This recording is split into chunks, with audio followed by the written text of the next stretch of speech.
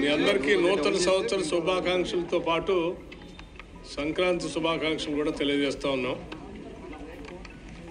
సరే, ఈనాటి సమావేశం అఖిల భారత కాంగ్రెస్ కమిటీ కార్యాలయంలో రాబోయే లోక్సభ ఎన్నికలకు సంబంధించి ఆయా లోక్సభ స్థానాలకి కోఆర్డినేటర్స్గా నియమించినటువంటి వాళ్ళందరితో పార్టీ విజయం కోసం చేయబోయాల్సినటువంటి కార్యక్రమాల గురించి దిశా నిర్దేశం చేసే కార్యక్రమంలో భాగంగానే ఈరోజు సమావేశం జరిగింది.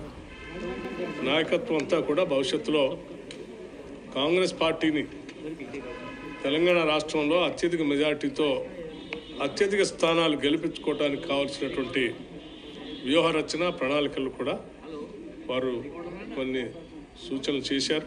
దానికి అనుగుణంగా రాష్ట్రంలో పార్టీ ఒక యాక్షన్ ప్లాన్ తయారు చేసుకొని ముందుకు పోతుంది. సార్, ఏంటి సార్ టార్గెట్ ఏంటి? పార్లమెంట్ ఎన్నికల్లో ఎన్ని సీట్లు గెలవాలనేది కాంగ్రెస్ టార్గెట్? అత్యధిక స్థానాలు గెలవటం కోసం కాంగ్రెస్ పార్టీ టార్గెట్గా పెట్టుకుంది. సార్, కేటీఆర్ ఈరోజు మీకు వాళ్ళకి 1.25% ఓట్లు తేడా, అసలు కాంగ్రెస్ వాళ్ళు గెలుస్తాం అనుకోలేదు, నెక్స్ట్ ఎలక్షన్ వాళ్ళు గెలిచే అవకాశం లేదు కాబట్టి బలంగా పనిచేయాలని వాళ్ళు టీఆర్ఎస్. సరే, వాళ్ళు ఏమనుకుంటున్నారో మనకు తెలియదు, కానీ ప్రజలు మాత్రం తెలంగాణలో కాంగ్రెస్ పార్టీని గెలిపించారు. రాబోయే ఎన్నికల్లో కూడా తెలంగాణలో కాంగ్రెస్ పార్టీని భారీ మెజార్టీతో ప్రజలు గెలిపిస్తారు. ఈ రాష్ట్రంలోనే కాదు, దేశంలో కూడా దేశ ప్రజల సంపద అంతా కూడా దేశానికే ఉండాలని, దేశ వనరులన్నీ కూడా దేశానికే ఉండాలని రాహుల్ గాంధీ గారి నాయకత్వంలో ఖర్గే గారి ఏఐసిసి అధ్యక్షుడిగా దేశవ్యాప్తంగా ఈ కార్యక్రమాన్ని తీసుకొని ముందుకు పోతా ఉన్నారు.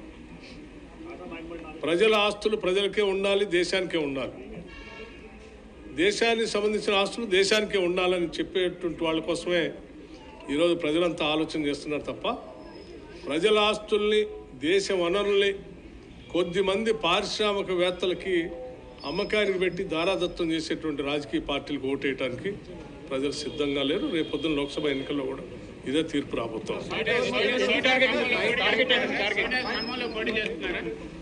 శ్రీమతి సోనియా గాంధీ గారు అంటే తెలంగాణ ప్రజలకు అపరిమితమైనటువంటి ప్రేమ, అభిమానం, గౌరవం ఉన్నాయి.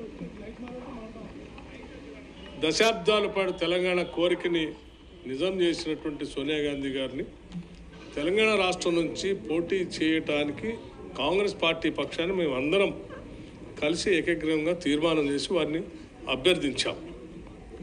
వారి ఆలోచన తప్పనిసరిగా మా దగ్గర రావాలని, భారీ మెజార్టీతో మా రాష్ట్ర ప్రజలంతా కూడా మీ మీద అభిమానాన్ని చాటుకోవటానికి సిద్ధంగా ఉన్నారు. మా దగ్గర రావాలని కోరాం. వారి మా కోరికని మన్నిస్తారని ఆశిస్తాం.